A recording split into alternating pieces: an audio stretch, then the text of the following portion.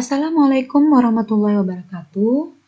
Jumpa lagi kita di video pembelajaran Sejarah Indonesia kelas 12. Di video kali ini kita akan membahas mengenai materi nilai-nilai perjuangan tokoh nasional dan daerah dalam mempertahankan keutuhan negara dan bangsa Indonesia pada masa 1945 sampai 1955. Nah, yang kita akan bahas yaitu tentang keteladanan tokoh-tokoh yang berperan dalam mempertahankan keutuhan bangsa dalam menghadapi ancaman disintegrasi bangsa. Kesadaran terhadap pentingnya integrasi. Yang pertama yaitu menciptakan kerukunan. Kemudian, mewujudkan cita-cita dan tujuan nasional. Memajukan negara, mempersiapkan generasi penerus agar mampu bersaing pada era globalisasi, memiliki nilai strategis demi keutuhan bangsa. Baik, kita akan membahas mengenai keteladanan tokoh bangsa. Keteladanan tokoh bangsa yang akan kita bahas yaitu tokoh bangsa yang berasal dari Papua. Yang pertama yaitu Frans Kaisiepo. Frans Kaisiepo adalah penggagas Partai Indonesia Merdeka atau PIM pada tahun 1946.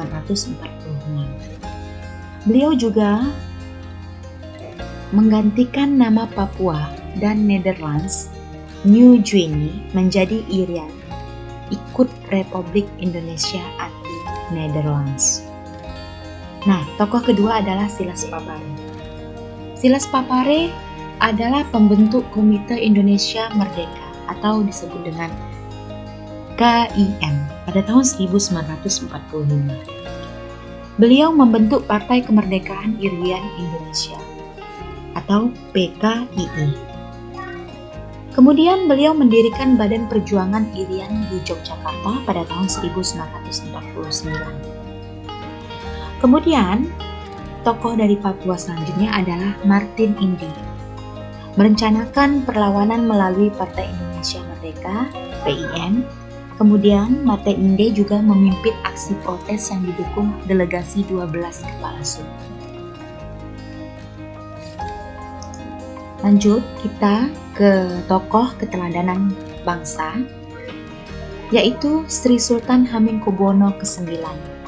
Sri Sultan Hamengkubuwono ke-9 menyatakan Kesultanan Yogyakarta bagian dari Republik Indonesia pada tahun 1945. Beliau memberikan jaminan keamanan penyelenggaraan pemerintahan Indonesia selama masa revolusi kemerdekaan.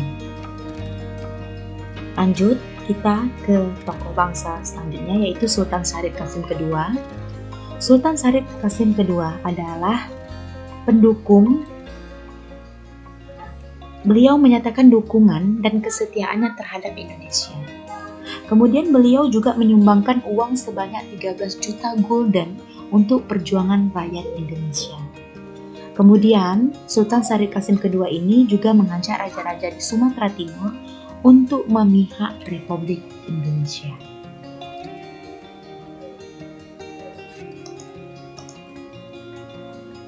Lanjut kita ke tokoh bangsa berikutnya adalah Ismail Marzuki. Apa peran dari tokoh Ismail Marzuki? Kita bisa lihat, beliau adalah pencipta lagu-lagu bernuansa perjuangan. Lagu-lagunya mampu menggugah semangat juang dan jiwa nasionalisme bangsa Indonesia. Kemudian ada pula tokoh keteladanan tokoh bangsa yaitu Muhammad Yamin. Berjuang melalui pemikiran politik dan karya sastra. Beliau juga menyumbangkan konsep Pancasila dan Undang-Undang Dasar tahun 1945. Kita masuk ke teladanan tokoh bangsa dari pejuang perempuan yaitu Opu Dayeng Risaju. Siapa Opu Dayeng Risaju? Opu Dayeng Risaju adalah seorang pejuang yang mana beliau adalah bergabung, di mana beliau bergabung dengan Partai Serikat Islam Indonesia atau PSII. Kemudian beliau menjadi ketua PSII Palopo pada tahun 1930. Beliau aktif berjuang melawan kolonialisme Belanda. Oku Dairi Saju ini turut terlibat pertempuran dengan Belanda pada masa awal kemerdekaan. Kita masuk di keteladanan tokoh bangsa di penumpasan pemberontakan. Sering kita lihat,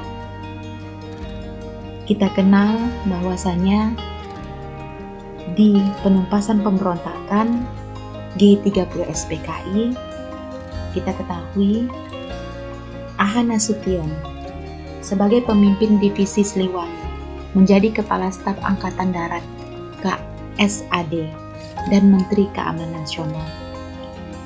Kemudian ada lagi Ahmad Yani. Ahmad Yani adalah seorang yang menumpas DITII dan PRRI, menjadi salah satu korban peristiwa G30 SPKI. Kemudian ada MT Haryono. Beliau menolak rencana PKI membentuk Angkatan Kelima, menjadi korban dalam peristiwa yang sama, yaitu peristiwa G30 SPKI tahun 1965. Yang terakhir yaitu Slamet Riyadi. Beliau menjadi kepala komando setiap peristiwa perlawanan di Surakarta. Terlibat dalam penumpasan DITII, Jawa Barat, dan RMS.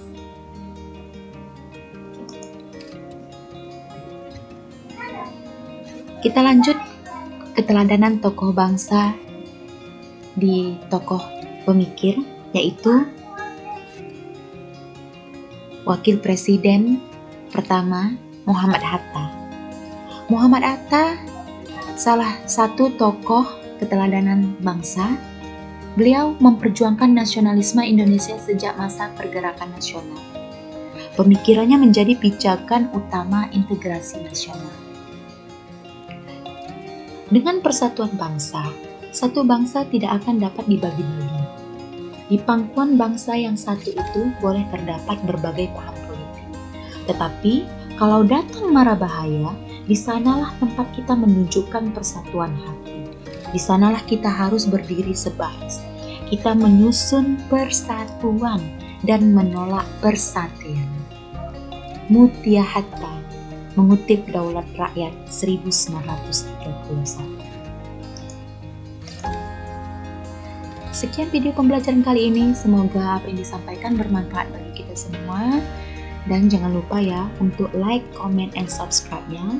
Dan saya akhiri dengan wabillahi taufiq wal hidayah. Assalamualaikum warahmatullahi wabarakatuh.